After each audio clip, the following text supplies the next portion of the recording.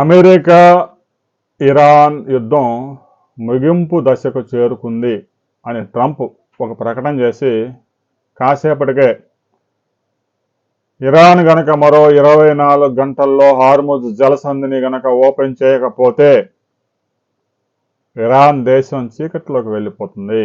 Iran దేశంలో ఉన్న thermal విద్యుత్ కేంద్రాలు మొత్తాన్ని నాశనం చేస్తాం, బ్రిడ్జులు మొత్తాన్ని కూల్చివేస్తాం. 24 గంటల సమయం ఇస్తామన్నా ఈలోగా హార్ముజ్ జలసంధిని ఓపెన్ చేయాల్సిందని బెదిరింపులకు పాల్పడతా ఉన్నారు. ఆ తర్వాత ఇరాన్లో బ్రిడ్జ్ డే, పవర్ డే నెలకొంటుంది. పూర్తిగా ధ్వంసం చేసి రాతి యుగానికి తీసుకెళ్తామని బెదిరింపులు చేస్తా ఉంది అమెరికా. ఈలోగా ఈజిప్టు, ఆ తుర్కీ, ఈ పాకిస్తాను సంధి చేసే ప్రయత్నాల్లో భాగంగా 45 రోజుల కాల్పుల విరమణ అనే ఒప్పందాన్ని అటు అమెరికాకి ఇటు ఇరాన్లో పాలనలో ఉన్న పెద్దలకే చేరవేశారు. అయితే ఇరాన్ అందుకు అంగీకరించలేదు. ఇరాన్ చేతిలో ఉన్న ఏకైక ఆయుధం హార్ముజ్ జలసంధి. హార్ముజ్ జలసంధిని ఓపెన్ చేసి కాల్పుల విరమణకు వెళ్ళిపోతే ఇప్పటి వరకు ఇరాన్ నష్టపోయిన 80 లక్షల కోట్ల రూపాయల ఆస్తుల్ని ఎవరు భర్తీ చేస్తారు? వేలాది మందిని చంపివేశారు, వారి ప్రాణాలను ఎవరు తిరిగిస్తారు అని ప్రశ్నిస్తాం.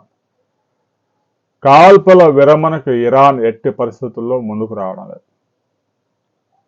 మరో 24 గంటల్లో బీభత్సం చేస్తామని అమెరికా అధ్యక్షుడు ఎప్పుడైతే ప్రకటన చేశాడో ఆ తర్వాత ఇరాన్ ఒక రహస్య వీడియోని విడుదల చేసింది. ఇరాన్ మధ్య ప్రాంతంలో ఉన్న పర్వతాల్లో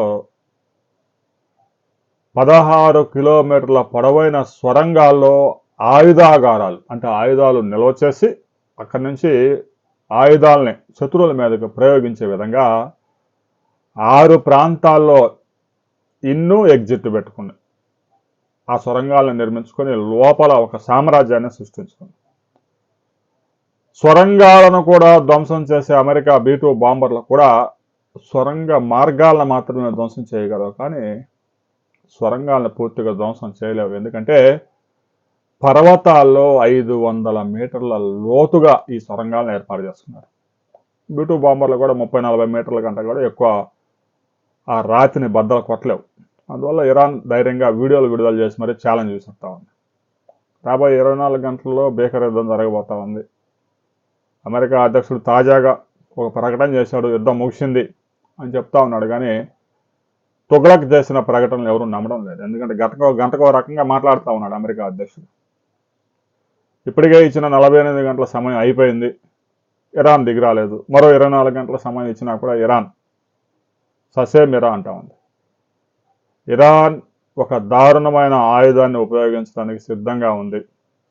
ఆ ఆయుధం ఏమిటి, ఇప్పటికే ఆ ఆయుధాన్ని ప్రయోగించి చూసారా అనే వివరాలు మరో వీడియోలో మనం తెలుసుకుందాం.